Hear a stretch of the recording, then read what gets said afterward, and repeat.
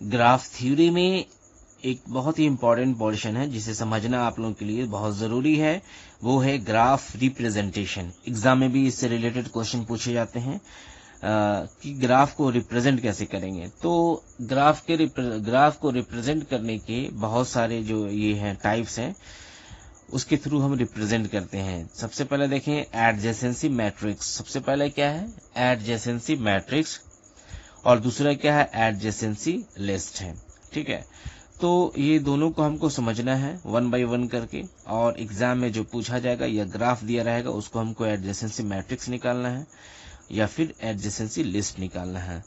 तो ये दोनों के अलावा और भी हमारे पास जो ग्राफ रिप्रेजेंटेशन के जो टेक्निक है टाइप्स है, वो है इंसिडेंस मैट्रिक्स है और दूसरा क्या है इंसिडेंस लिस्ट है। ठीक है ना, यानी कि एक है एडजेंसी मैट्रिक्स, दूसरा है एडजेसेंसी लिस्ट और तीसरा है इंसिडेंस मैट्रिक्स और नेक्स्ट है इंसिडेंस लिस्ट है।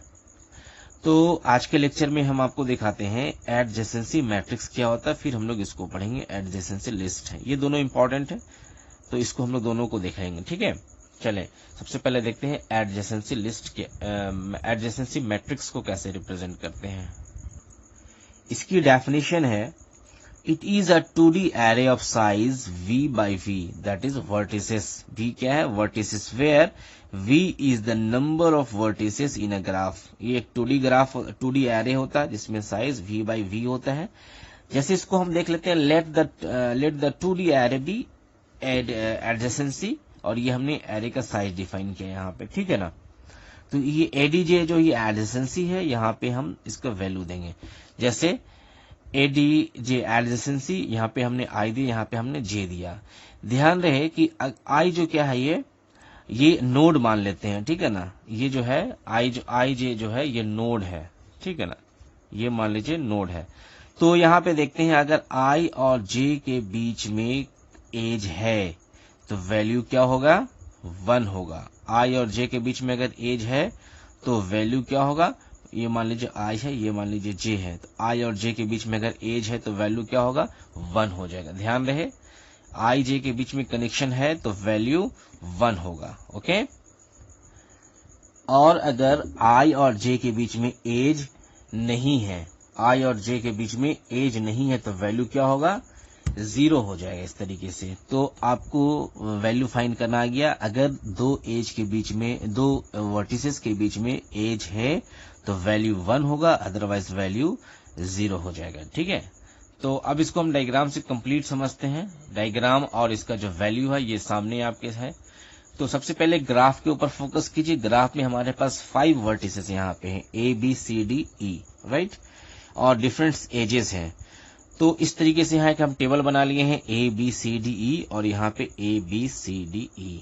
अब आप सबसे पहले ए में जाएं, ए से ए में देखें कोई एज है, ए से ए में एज नहीं है। ए से ए में एज का मतलब क्या होता है, ये जो है यहाँ पे ये इसी तरीके से ऐसे इसी में जाता, तो ए से ए में एज नहीं है तो क्या हो जाएगा वैल्यू 0।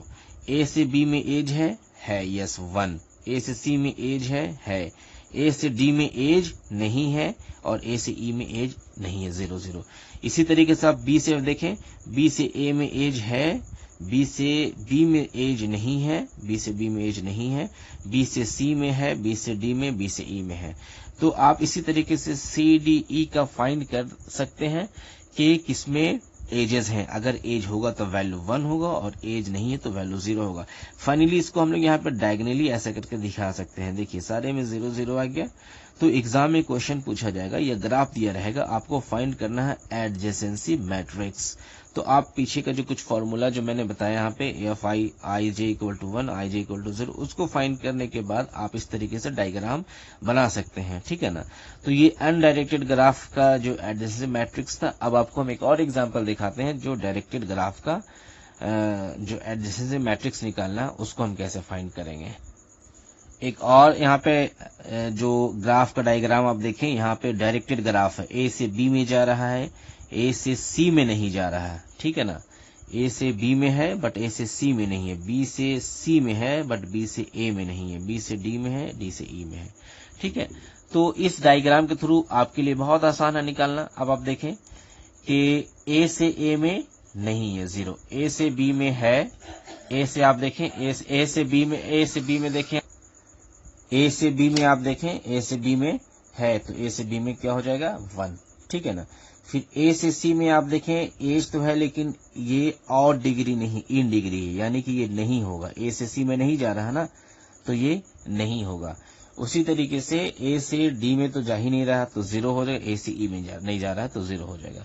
फिर देखते हैं बी से ए में, बी से ए में नहीं जा रहा है, डायरेक्शन इधर है, तो 0 हो गया। बी से बी में नहीं है 0, बी से सी में है तो 1, बी से डी में है तो 1, बी से ई में नहीं है तो 0। इस तरीके से आप डायरेक्टेड ग्राफ का भी जो वैल्यू को फाइंड कर सकते हैं, और फाइनली इसका डायगोनली जो है आप इसको ऐसे करके हाईलाइट कर सकते हैं, दिखा सकते हैं, ठीक है ना। तो ये बहुत सिंपल, बहुत इजी है। एडजेसेंसी मैट्रिक्स, आप कोई भी ग्राफ को उठाएं और उसके एडजेसेंसी मैट्रिक्स को फाइंड कर सकते हैं, ठीक है। तो ये था पहला टाइप का रिप्रेजेंटेशन। नेक्स्ट लेक्चर में आपको हम नेक्स्ट टाइप का जो रिप्रेजेंटेशन होगा उसको डायग्राम और उसका वैल्यू कैसे फाइंड करते हैं दोनों को साथ में आपको दिखाएंगे। Okay, thank you very much.